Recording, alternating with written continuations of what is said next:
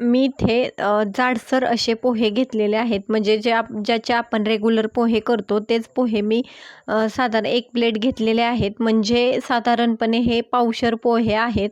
आता ते मी कढईमध्ये कडक करण्यासाठी, म्हणजे जास्त कडकही नाही, गरम करण्यासाठी टाकलेले आहेत. आणि आपल्याला त्यासाठी गॅस जास्त फुलही ठेवायचा नाही आणि जास्त बारीकही करायचा नाही.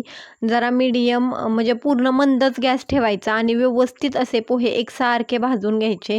भाजून म्हणजे जास्त कडकही करायचे नाहीत, लालसर कलर येऊन द्यायचा नाही, हलवत राहायचं. आणि पोहे जरा कोमट किंवा गरम झाले की आपण गॅस बंद करायचा. आणि जरी गॅस बंद केला तरी हलवतच राहायचं, कारण कढई गरम असते. आणि नंतर ते सगळे पोहे एका प्लेटमध्ये किंवा एका ताटामध्ये थंड होण्यासाठी काढून घेऊया. बघा, अशा पद्धतीने सगळे पोहे थंड होण्यासाठी आपण बाजूला ठेवून देऊया. एक साधारण 4 ते 5 मिनिटानंतर पोहे अगदी थंड असे होऊन जातात. बघा, आपल्याला पोहे असे कडक करायचे नाहीत, फक्त गरम करून घ्यायचे आहेत. आता ते पोहे मी मिक्सरच्या भांड्यामध्ये घेतलेले आहेत. म्हणजे माझ्याकडे छोटं भांडं होतं, त्यामुळं मी थोडे थोडे असे पोहे बारीक करून घेतले. पण जर तुमच्याकडे मोठं आकाराचं भांडं असेल तर तुम्ही त्याच्यामध्ये दोन ह्याच्यातच घेऊ शकता. बघा, एकदा आपण बारीक करून घेतलं की नंतर ते पिठाच्या चाळणीने व्यवस्थित असं चाळून घ्यायचं आहे. आणि जो चाळ राहतो तो त्या मिक्सरच्या जारमध्ये पुन्हा टाकायचा आहे. आता आपण तीच प्रोसेस पुन्हा करायची आहे. पुन्हा त्यामध्ये पोहे घ्यायचे, पोहे व्यवस्थित असे बारीक करायचे आणि पुन्हा ते पीठ चाळणीच्या साहाय्याने चाळून घ्यायचं. 2 ते 3 वेळा फक्त असं केलं की पावशर पोहे साधारणपणे होऊन जातात. आणि पीठ जास्तही बारीक दळायचं नाही, खूप मोठंही दळायचं नाही, मऊसर असं पीठ करून घ्यायचं.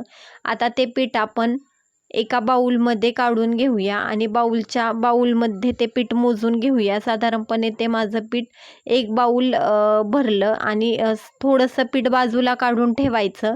कशासाठी? तर पिठीसाठी. आपल्याला पापड लाटताना किंवा त्या पट्ट्या, पापड किंवा पट्ट्या करायच्या असतील, म्हणजे बॉब्या करायच्या असतील, तरी साधारणपणे थोडंसं पीठ बाजूलाच काढून ठेवायचं.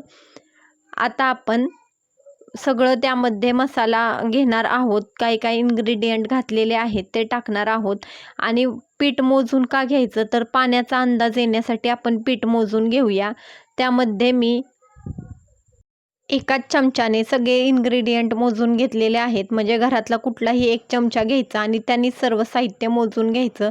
त्यासाठी मी पाऊण चमचा पापडखार घेतलेला आहे, 1 चमचा तिखट घेतलेला आहे, पाऊण चमचा मीठ घेतलेला आहे, चिमूटभर हिंग घेतलेला आहे आणि अर्धा चमचा जिरापूड घेतलेली आहे.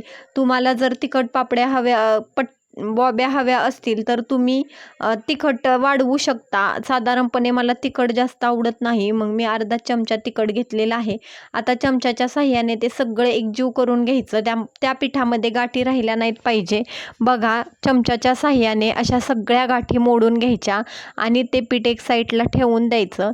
आणि आपण ज्या बाऊलने पीठ मोजलं होतं त्याच बाऊलनं आपण पाणी मोजून घेणार आहोत. साधारणपणे 2 बाऊल पूर्ण पाणी घ्यायचं आहे आणि पाणी कडकडीत असं उकळून घ्यायचं आहे, नुसतं कोमट करायचं नाही. ते पीठ बाजूला ठेवून देऊन आपण 2 बाऊल पाणी मोजून घेऊन गॅसवर उकळायसाठी ठेवलेलं आहे. बघा कसं कडकडीत असं पाणी उकळलेलं आहे. आता ते पाणी आपण त्या पिठामध्ये मिक्स करणार आहोत आणि ते चमच्याच्या साहाय्यानेच मिक्स करायचं आहे, नाहीतर हाताला भाजेल. अशा पद्धतीने पाणी आणि अंदाजानुसार पाणी ओतायचं. साधारणपणे 1 चमचा बाऊल पीठ असलं तर 2 बाऊल पाणी हे लागतंच. पण थोडंसं पाणी बाजूला ठेवून द्यायचं आणि जसं लागतंय तसंच पाणी ॲड करायचं. बघा, अशा पद्धतीने मी कसं केलं तसं तुम्हाला दाखवत आहे. साधारण ह्या पिठासाठी सगळंच पाणी लागणार आहे, त्यामुळे मी सगळंच पाणी एकदम ओतलं. आता चमच्याच्या साहाय्याने एकसारखं असं ते पीठ एकजीव करून घेणार आहोत. जर आपण व्यवस्थित ते पीठ एकजीव केलं नाही तर त्या पिठानं काय होईल, सगळ्या गाठी राहतील आणि आपल्या त्या शेवग्यातून, म्हणजे आपण जेव्हा बॉबी बनवतो तेव्हा त्या शेवग्यातून व्यवस्थित असं ते बाहेर येणार नाही आणि ते गुंतून बसेल. त्यामुळे ते चमच्याच्या साहाय्याने व्यवस्थित असं एकसारखं हलवून घ्यायचं. जोपर्यंत ते पीठ कोमट होत नाही तोपर्यंत चमच्याच्या साहाय्याने हलवतच राहायचं, नाहीतर काय होईल, खाली सगळं पीठ राहील आणि आपण जर वरचेवर हलवलं तर वरचं पीठ तर एकसारखं होईल, पण खाली जे म्हणजे पीठ तसंच राहील खालचं. त्यामुळं चमचा पूर्ण बुडापर्यंत नेऊन एकसारखं हलवून घ्यायचं. आता आपण ते पीठ कोमट झालं की तो चमच्याला लागलेलं सगळं पीठ व्यवस्थित असं हाताच्या साहाय्याने काढून घ्यायचं. आता आपलं पीठ काही असं कडक गरम नसेल, जरासं कोमटच झालेलं असेल. आता ते आपण थोड्या वेळासाठी झाकून ठेवूया. नंतर आपण काय करायचं, प्लॅस्टिकची एक कॅरी बॅग घ्यायची आणि ते पीठ सगळं त्यामध्ये भरायचं.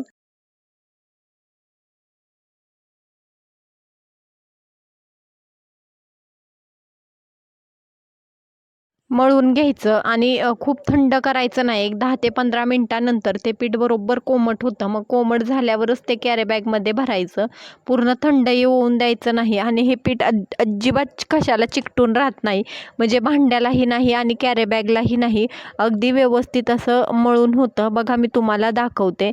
आता मी बाऊलमधलं सगळं पीठ कॅरी बॅगमध्ये घेतलेलं आहे काढून आणि कणिक जशी मळतो तशी असं बघा ह्या पद्धतीने मी चुरून चुरून मळून घेतलेलं आहे. अजिबात कॅरी बॅगला काही राहत नाही आहे. असा अगदी कणकीचा गोळा मळल्यासारखा गोळा राहतो आणि जोपर्यंत ते सगळं एकजीव असं होत नाही तोपर्यंत हाताच्या साहाय्याने व्यवस्थित असं प्रेस करून कणिक मळल्यासारखं मळून घेतलं. बघा किती व्यवस्थित असं मळून झालेलं आहे. असे म्हणजे चिराचिराही राहिलेला नाहीत, एकजीव झालेला आहे. आता मी काय केलं, जे आपण बॉबी किंवा पापडी करतो ती चकली घेतली आणि ती शेवग्यामध्ये घातली आणि ती कणकेचा एक गोळा घेतला आणि व्यवस्थित असा त्या शेवग्यामध्ये भरला. माझ्याकडं अशा स्टीलचा शेवगा आहे. जर तुमच्याकडे पितळेचा शेवगा असेल तर तुम्ही त्याने केलं तरीही चालेल. पण तुम्ही एकदा ह्या शेवग्याने ट्राय करा. अगदी छान अशा छान बॉब्या तयार होतात. आता आपण शेवगा जोडून घेतलेला आहे आणि एक कणकेचा गोळा व्यवस्थित असा गोल करून त्याच्यामध्ये घालायचा. बघा अजिबात तरी हाताला चिकटलेला आहे का, आणि मी तेलाचा जराही वापर केलेला नाही आहे.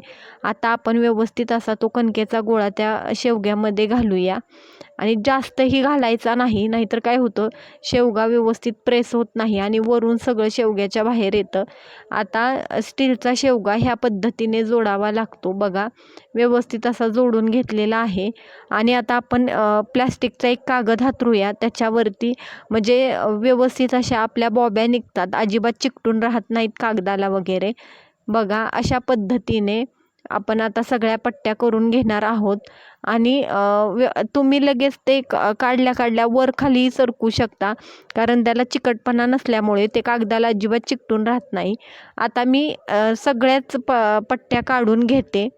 बघा अशा पद्धतीने मी सगळ्याच कणकीच्या पट्ट्या करून घेतलेल्या आहेत आणि नंतर तुम्हाला जी सफिशियंट साईज आहे, म्हणजे तुम्हाला जेवढी साईज करायची आहे त्या पद्धतीने तुम्ही ते कापू शकता. मला एवढी साईज लागली त्यामुळे मी एवढ्या साईजच्या पट्ट्या बघा कापून घेतलेल्या आहेत आणि एकाच दिवसात, जर कडक ऊन असेल तर एकाच दिवसात व्यवस्थित अशा खडंग अशा ह्या पट्ट्या वाळल्या जातात. आता मी तुम्हाला तळूनही दाखवते. माझ्या ह्या कडक ऊन असल्यामुळे ह्या बॉब्या एकाच दिवसात व्यवस्थित अशा वाळल्या. बघा मी तुम्हाला तळूनही दाखवते. तेल कढईत गरम केलं चांगलं आणि त्या पट्ट्या त्याच्यामध्ये टाकल्या. किती छान अशा त्या बॉब्या तयार झालेल्या आहेत. बघा अगदी लहानांपासून मोठ्यांनाही आवडतील आणि लगेच तळल्या तर फस्तही होतील. तर तुम्ही ही नक्की ट्राय करा आणि जर तुम्हाला माझी रेसिपी आवडली असेल तर तुम्ही माझ्या चॅनलला लाईक करा, शेअर करा, सबस्क्राईब करा आणि बेल आयकॉनवर प्रेस करायला विसरू नका, म्हणजे जेव्हा माझी नवीन रेसिपी येईल तेव्हा तुमच्या फोनची घंटी नक्की वाजेल. बघा तर मग, आणि तुम्ही जर रेसिपी ट्राय करून बघितली तर कमेंट बॉक्समध्ये कमेंट करून सांगायला विसरू नका. थँक्यू.